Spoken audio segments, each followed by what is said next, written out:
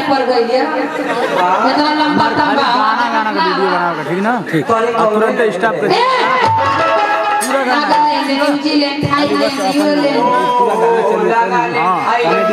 मन समझ में आ गया।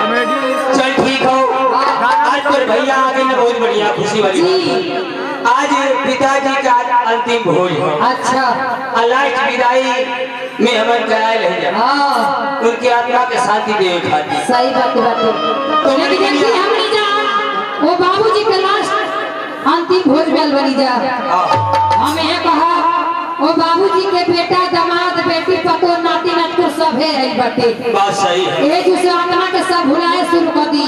हाँ हाँ ऐसे कहता नहीं घर परिवार मलकी नाती सब है बटे वो बाबूजी के बेटी दामाद सब है बटे कैसे पहले बात जब माई बाबू ना हो के ओकरा बेटा से पूछा माई बाबू के दर्द का होगा। सही बात है। लेकिन यहाँ एक गजल हो जाए ओकर बाद निर्गुण भजन सब होई। हेलो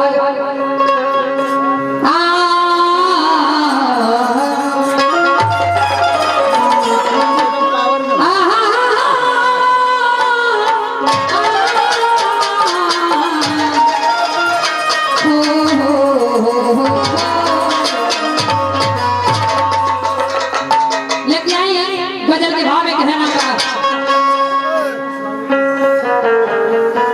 आज हमारे मनीष बाबू दीवाना की तरफ से मंजेश दीवाना की तरफ से 11 पुरस्कार लाख धन्यवाद। लेकिन घर परिकार जी बाबू के बेटा लो बाबू के बहू लो सबका क्या होना चाहिए।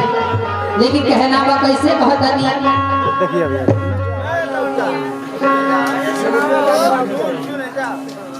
हेलो